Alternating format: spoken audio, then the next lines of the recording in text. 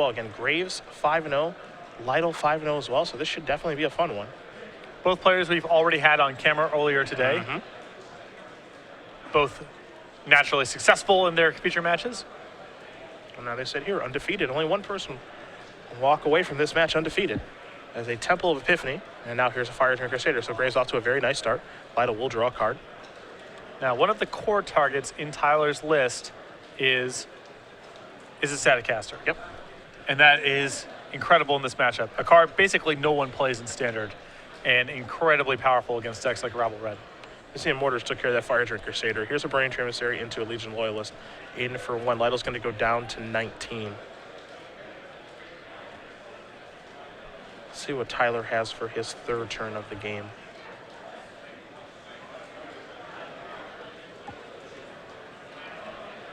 Tyler's deck is, I think, a lot more smooth than it looks on paper. It looks kind of all over the place on paper. I don't think that it plays that way. Yeah. John Cooper. You know, it's not like, the Birthing Pod decks we see in Modern where the deck lists look horrible, but it all works. Right. Because the mana is perfect and Birthing Pod makes it so that all the singletons are appropriate. And truthfully, in the Birthing Pod deck, if you draw your singletons, most of the time you're actually fine with it. Yeah. Because they're all so powerful. Here's a Goblin Rabble Master. That's going to make a token. And block and then just pass the turn back. So Graves is going to draw a card now. It's a Mountain. He's got a couple of those in his hand. You can see a Lightning Strike. There's a Mutavault. There is the Strike. So that's off the table. Here's an attack for 3. Lytle's going to go down to 14. Pretty land heavy hand for Thomas right now. He is left with a Maka there. Wonder if he knows what he's up against. Does he know what Lytle's been playing during this tournament? Yeah, it's interesting. I mean, they've likely been sitting next to each other for some number of the rounds. His deck is very unconventional.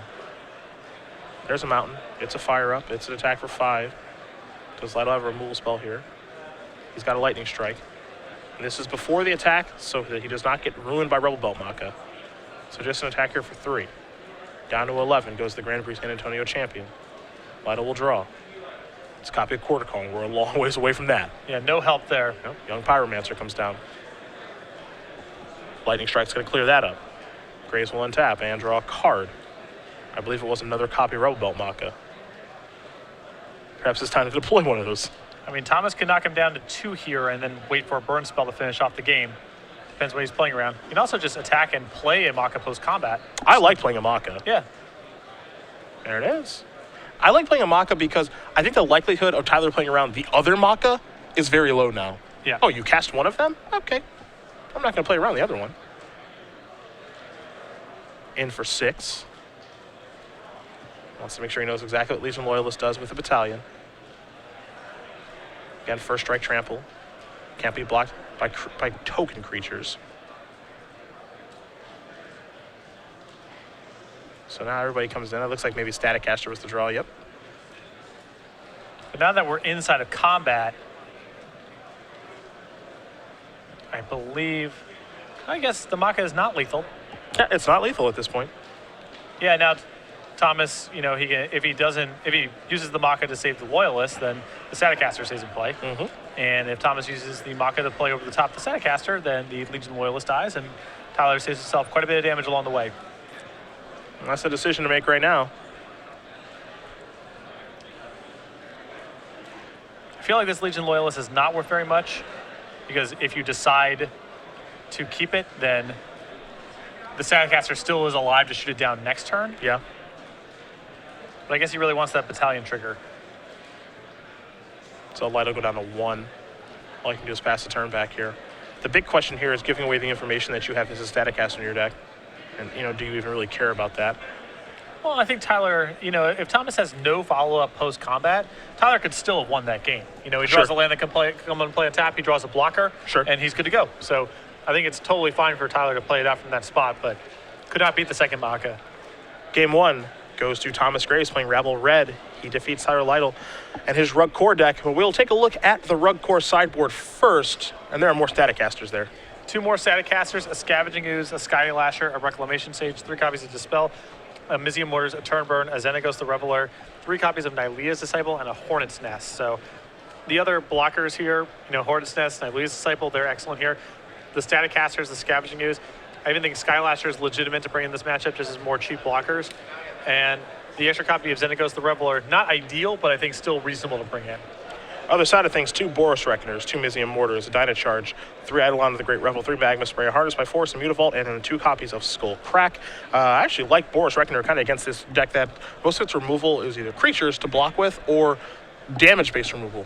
Mortars and turn burn, stuff like that. Exactly. Reckoner has some weaknesses against black decks that can just kill it, or white decks that can use Banishing Light / pacifism style effects. Green, red, and blue have to fight Boros Reckoner a lot more fair, so it wouldn't surprise me if that came in here on Thomas's side and was very good. Not sure exactly what else. Again, Graves didn't see a lot from Lytle's deck. He just kind of ran him down, honestly. So, I think that in most cases he would want Mizium Mortars. I could see Dynacharge coming in here as well. But again, he didn't get a lot of information there, and you don't know if Graves knows what Lytle's playing. I think that Dynacharge is not very good in this matchup because Tyler is going to be playing to the board and playing with a lot of removal. So it's hard to get the setup to happen, I think, with Dynacharge. Okay. Well, both players will shuffle up here for game number 2, so we will briefly touch on Autumn States, which is happening October 11th and the 12th. Constantar Kill will be rotated in, Return of Ravnica will be out, and one of the decks that's actually looking pretty good for that time is actually Tyler's deck because he doesn't lose a lot. Loses very little, picks up, one assumes more tutor targets in Constantar Kill. Picks up Wooded Foothills as well. State Championship, Autumn, October 11th and 12th. StarCityGames.com/states for more information. States program has been very successful so far, so we're adding it to the Autumn schedule as well. Pretty early into Standard's life with Constantar Kill. Come out and play for prizes, including a medal for first prize. The medal is sweet. Chris Van Meter, I know, has one of them.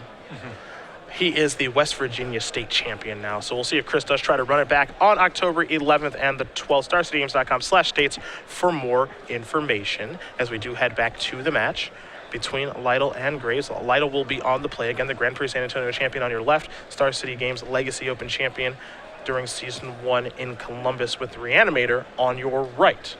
You know what card I don't really like in this matchup very much for Tyler?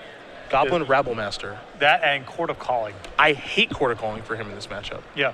I think it's much too slow, and there's too much assembly required to make that work. So the cards I dislike, the Perforos, the Keranos. Maybe Keranos is okay, but it's a little slow. I think Perforos is very easy to cut. I would just want to become just a board control deck. He's got 3 Static Casters, 3 Naivelia's Disciples, a Scavenging Ooze, a bunch of blockers, removal spells. He can win the game without courting for something big. Yeah. I don't think court is necessary. I mean, I know that we deem the deck rug court, and it definitely has plenty of bullets to search for with Court of Calling, but I don't think this is the matchup where you want Court of Calling at all. There's a lot of stress on the mana, there's a lot of blocking. I can't imagine that you're ever going to be able to do what you want to do with that card, which is tutor something sweet and punish the opponent. And Thomas is going to be fighting over your early creatures too. Yes. Young Pyromancer, Courser, Crewfix, Rabblemaster, the base of the deck. Thomas is going to be bringing in cards to try to fight that kind of stuff because he needs to beat those cards regardless of whether or not you're courting.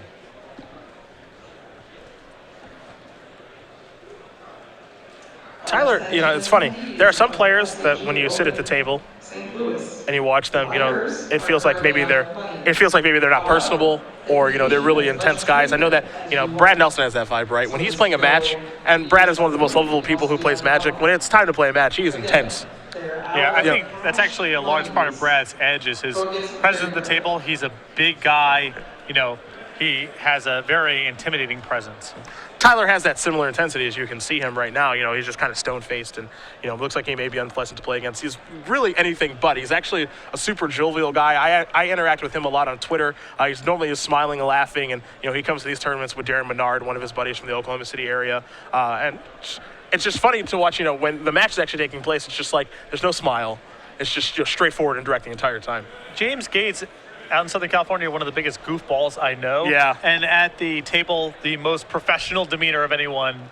It doesn't line up all the time. There's a lot of people who are nice at the table and not particularly nice in real life, and vice versa. Some people are kind of mirror images of themselves at the table versus real life. So I try not to read too much in that kind of stuff. Yeah, I just think the stone-faced right now of Tyler as he is down a game, getting ready for game number 2. There's only one form of table personality that I dislike. Okay. Friendly while winning, sullen while losing. Yeah, that's the worst one. That is unforgivable. I don't care what else is going on. Yeah, that is certainly the worst one. Boy, look at me crushing you, and then just no words when losing. Yeah. I do hear that. Looks like Graves is going to take a mulligan. Complaining when losing. Ah! You won't believe what I just drew. You won't believe. Actually, I will. Also, you would also probably believe it because you put it in your own deck. Yeah. So I'm sure it's no surprise to you. Yeah. It's not like you suddenly drew Old Maid. Like it's snuck into your deck somehow, you know? How did this get in here? It's especially funny when it's the affinity guy. It's like, well, when you put a bunch of Ornithopters and Memnites in your deck, sometimes your draw steps are going to yield Ornithopters and Memnites. Some stinkers on turn 8. That's bound to happen. Let's see if Grace can find a better 6 with his milkshake sleeves. Yeah. The red shorts, red sneakers, milkshake sleeves. I mean, it's the total package. Yeah. A lot of style. Maybe style is not the right word. Well, maybe points is not the right word. A Temple of Abandon here for Lytle. He's definitely here. You're aware of his presence, you know? Can't miss him. There's a magma spray to take care of young Pyromancer. And now an attack for 1. Good friend of Andrew Shroud is Thomas Graves. I've known Tommy for a while, too. Yeah. Played the same PTQ area when I was in college. A breeding pool on tap. Let's see what Lytle has in the 3rd turn of the game. All right, he's left the Rabble Master in, and now an attack for 1. I would cut the cords before I would cut the Rabble Master. As would I. But I think that you're right. That's kind of the second card. Well, sorry. Cords go. All the weird, slow tutor targets go. Sure. And then Rabble Masters go after that. At 5 o'clock, it's only $10. You can sign up over here at the Solomon stage. And it might actually be so real. It might be realistic because Rabble Master is so good. And it's just like, yeah, I'm not cutting this card. This card's busted. Yeah. And here we are. I mean, it is facilitated in part because Thomas missed the second land drop, but looks like it's going to be good this game. Burning Tree Emissary. Stoke them flames. Got to get that thing off the table. Yeah, there it goes. Hard to be mad if you're Tyler with how this Rabble Master influenced this game thus far. It did some real work. There's a Corsair Crewfix. Young Pyromancer's the top card. Let's see if he's got a land to play. It looks like he does. It's a Steam Fence. So, gonna gain a life. Corsair's gonna try to hold down the fort here. We'll see if the Goblin token will come in.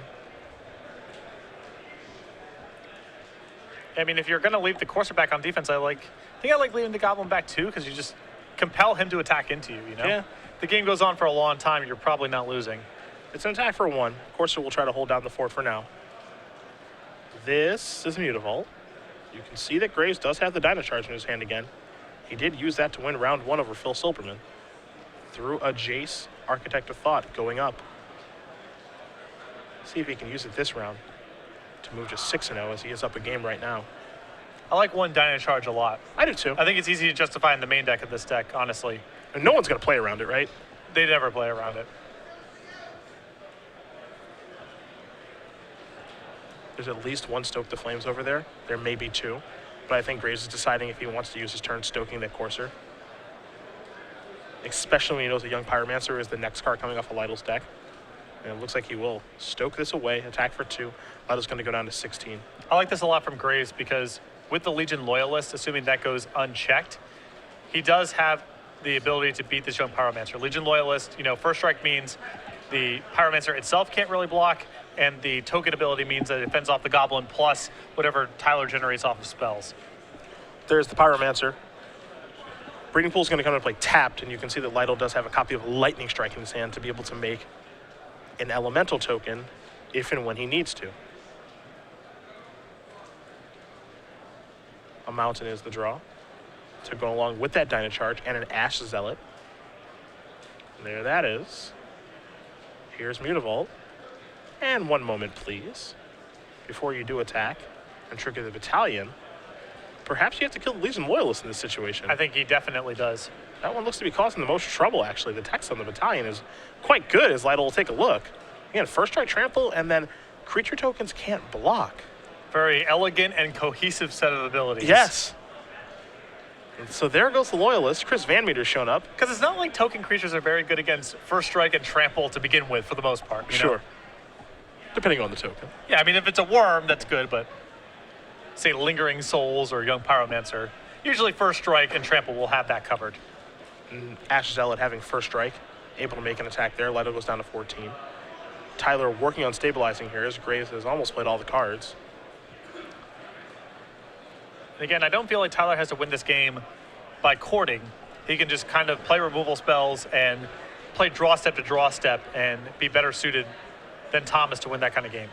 A lightning strike will take care of the Burning Tree Emissary. And now Tyler's going to be making some attacks, it looks like. So attacking here for 4. Again, that new elemental token, of course, summoning stick. So there's an attack for 4, and it's all even up at 14 now. Again, you notice that Lytle actually chose to kill the Burning Tree Emissary instead of the Ash Zealot.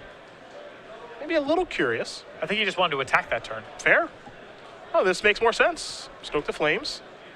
Get this off the table. Ash Zealot's going to come in, of course, trigger the Young Pyromancer.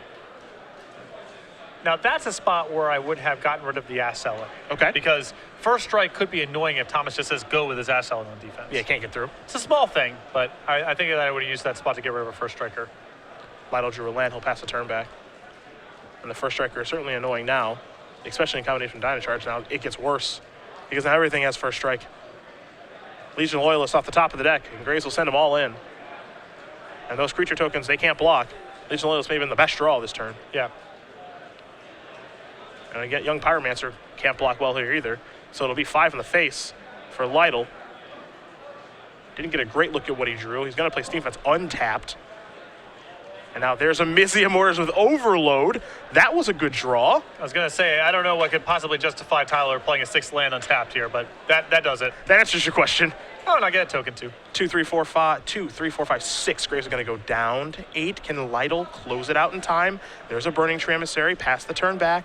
He's got to be a little bit careful because there is that Dynacharge looming, even though he probably doesn't know about that. That's the thing. That Mortars was so important because next turn, Thomas with Legion Loyalist plus Dynacharge was finishing off the game. Mm-hmm. How will he attack this turn? It's with all the tokens and the Young Pyromancer as well. Again, we don't know the card there in Lytle's hand.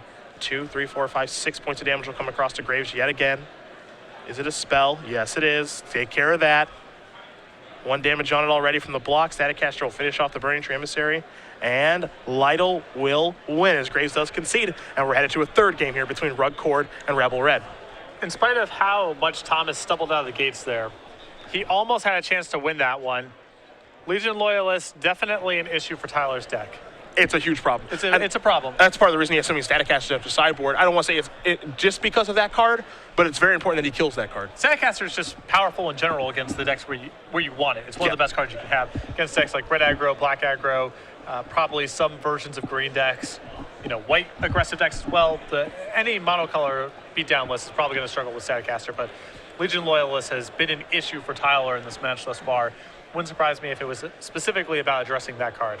Lytle's happy with his configuration. You see, he's already shuffling up for game number 3. Graves is going back to the drawing board very quickly, and while he does that, we will talk about our 2015 States and Regional program. Again, we talked about 2014 States in the autumn that's taking place October 11th and the 12th.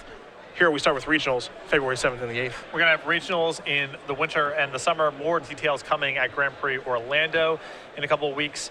These programs are going to be on Pro Tour weekends, so we aren't going to have opens those weekends. It'll all be local play, or I guess not really local play, but state and regional level play. For states, you see, we're going to have them in the spring. We have them in the autumn coming up in October, the weekend after Orlando. There's going to be a state championship per state, plus DC, plus Puerto Rico. There's the regionals. We're still hammering out the details of that. There will be fewer of those tournaments. They will be larger in scope, more prizes, and so on. So they're going to feel very premier IQ-esque. Yes. Is what I've been told by the powers that be at Star City Games. So plant your flag on regional weekend, and of course, be the state champion, something I have done twice in my life. It feels good, trust me. There's a bragging rights that comes along with being the state champion. It's nice having some sort of title that you can say, your aunt comes to visit, and you can say, I'm the state champion. That means something to a human being outside of Magic. Yeah. It's just really nice to have that kind of title. They can know nothing about Magic and know exactly what that means. You're the state champion. It means you're the best player in the state. There it is. Actually doesn't really mean that, but it's still sweet, right? Yeah. At least your aunt will believe it, and that's all that we're really talking about here. What's that medal from? I'm the state champion. State champion. Go away, I'm playing Magic Online. Right. Spring and the autumn for states, winter in the summer for regional championships. More information on Star City Games if you'd like to find out about those fantastic programs, as game number 3 will be underway here in just a moment. Play Magic Online. Close the door on your way out. Yeah, please. Actually, bring me a beverage, then close the door. There was a point in time when my mom actually brought me dinner while I was living at home. while you were playing while I was Magic. magicking, yeah. That would not have flown in the Sullivan house. You know, truthfully, I can't believe it flew in the Phillips household. I don't know why she was so nice to me. While I was on break from school, she's like, here's dinner. Hope Magic Online's going well. Why are you enabling my behavior, mother? Right. I should be working, probably. That is what love is. It's It really is. enabling behavior. It really is. Shout out to old Mama Bear, who probably doesn't know how the internet works, so can't watch this. Yeah. Still love her. Looks like Tyler's going to take a mulligan. One thing I noticed, I was actually home in Cleveland before the Invitational in Jersey. My mom plays a lot of video games now. Okay. Like, so when I was growing up, you know, playing Nintendo and Super Nintendo and, you know, all that stuff. I spent a lot of time playing video games for like the first 15 years of my life before just moving into Magic. And my mom would just be like, you know, why don't you like go outside and play some sports and stuff? And I would do that occasionally. Yep. But now it's like the roles are reversed. It's just like, why don't you go do something? It's like, or I could play Candy Crush. Sure. And she just plays like the most like lame video games ever, where it's like, you know, Jewel Blitz or whatever that game is called. Just like the most simple game, but it makes a lot of noises and has a lot of flashy lights, and she just can't get enough. Well, as you and I have occasionally frequented in casinos, I do not believe that it is our place to critique someone who likes lights and sounds and relatively simple games. I feel like that is unfair. Touche. Touche. I have, as usual, no rebuttal. Yeah. No rebuttal at all. They are nice lights, I will say that. Yeah. The sound effects sure It are is fun, too. bright in there, You know, there's you know? no cigarette smoke when you're playing Jewel de Blitz or whatever the game is called. So that's a bonus. And Rakdos Cackler is going to start things off here for game number 3. Lytle just with a stomping ground tap. An attack for 2 is going to bring Tyler down to 18. Thomas's hand is really good here. I'm not sure if Tyler's going to be able to weather the storm. There's a Mountain and a Boros Reckoner to follow this up. Luckily for Lytle, there's no follow-up off the Burning Tree Emissary, honestly. It's just a breeding pool and passing the turn back. He does have a shock, though. And shock is a big deal here. This is a mountain. He's got a shock before he attacks, of course, because you do not want to get blown up by Rebel Maka or Titan Strength. Yeah, but I think he wants to shock a Rabble Master if Thomas plays one before combat. That's true. So he would play before combat here. Yep. So I like Tyler waiting. Yep. He does risk something like Titan Strength, but I think I'd rather play around Rabble Master than Titan Strength here. There's the attack. And he says, hold on. Yeah, before attackers. There we go. Well, that's the play around the Maka. Not going to help against Titan Strength, of course. And there's a Boros Reckoner. That's the card that makes things really tough for Tyler. Boros Reckoner against decks that deal damage for removal, which Tyler's deck does in Stoke the Flames, Lightning Strike, and Shock, along with his Static Caster, and are trying to block. Well, it cleans up on those. Burn spells and blockers. Those are Tyler's answers. Now, he does have Turn Burn in his list, but that's a little slow. Surprise, surprise, that the boss was one step ahead, putting Boros Reckoners in his Season 3 Invitational deck. Yeah. Haven't seen that card in a long time. You know, there was a point in time where that was, you know, kind of the end-all, be-all as far as 3-drops were concerned in Standard. Well, in the Mono Black, Revelation, Mono Blue field, Reckoner does not do a lot. Yeah. But it's still very, very good. Of course, if Crucifix comes down. Looks like Graves may have the 4th land. Let's see what this is going to be. Yep, there's a Rabble Master. Now he's doing very well this game, jeez. I think he has a Stoke, too. Yep. Not 100% positive. If he has a Stoke, the turn's great. It looks like that might just be a Magma Spray in his hand, but actually it looks like Stoke is the second card. Yeah, I think he's got both. Yeah. So there's a Rebel Master trigger.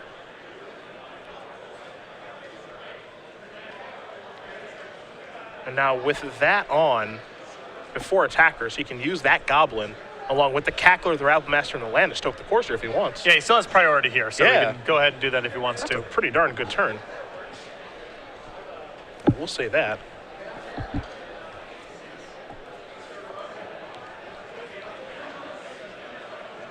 I'd rather just make this attack. And what this does, of course, is this makes the Magma Spray good. Well, this is a really nice sequence from Graves here. Because the card most likely in his hand is Robobelt Maka, that's the block that makes the most sense, is putting it in front of the Cackler. You save the most damage that way. But because Graves had Magma Spray as the follow-up, you know, he needs to make an attack that makes it look like Maka's in his hand to get Tyler to block the Cackler, because if Tyler blocks the Goblin token, Graves is in a little bit of trouble. So a nice little semi-bluff there from Graves. Lytle, you can see his hand. He does have is a static caster, but it's not great on this board. It's simply good. He's going to take 2 and go down to 10 now. There's Pelucranos. That's going to try to hold the fort down. And Graves now still with the Stoke left over in hand. Yep. And he actually, just for the turn, drew a Maka. Wow. This deck seems like it's tough to play against. Yeah. They have just enough tricks in just enough numbers that it's hard to play against the deck. I think the mana is really what's dooming Tyler in these games. Yeah. He's had to take a lot of damage off of Ravnica duels and Pain lands and so forth. That's what you do when you choose to play 3 colors, though. Yep. Well, there is a cost. When this deck gets access to Wooded Foothills, it's a different world. It's way different. Yeah. See, Lytle's going to put the Pelucranos in front of the mighty Rabble Master.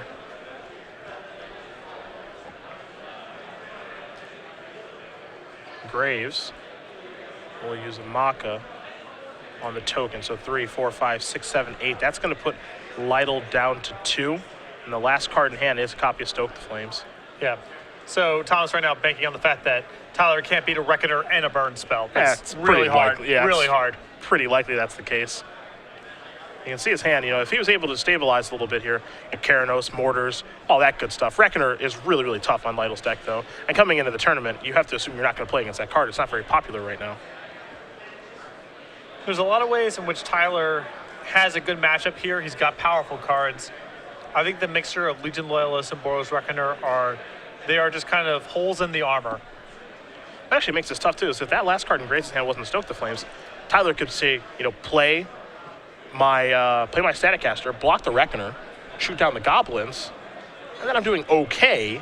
Not great, obviously, because I have to find ways to, beat that Reckoner. But he would be able to at least play another turn, Mutavault the draw.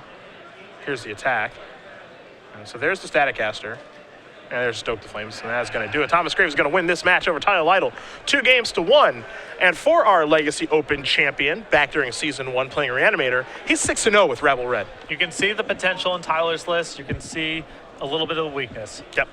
But I don't think it's a structural problem with, or rather, I don't feel like it's a mistake because Tyler built his deck incorrectly. I think you just can only cover so many bases, and a couple of the random cards that Thomas had access to there created all sorts of problems for Tyler in that match. He had the tools, he died with 4 or 5 cards in his hand, but, the mixture of his mana base dealing some damage to him and then a couple of Thomas's cards being problematic is what doomed him in that match. Hey, one of the cards I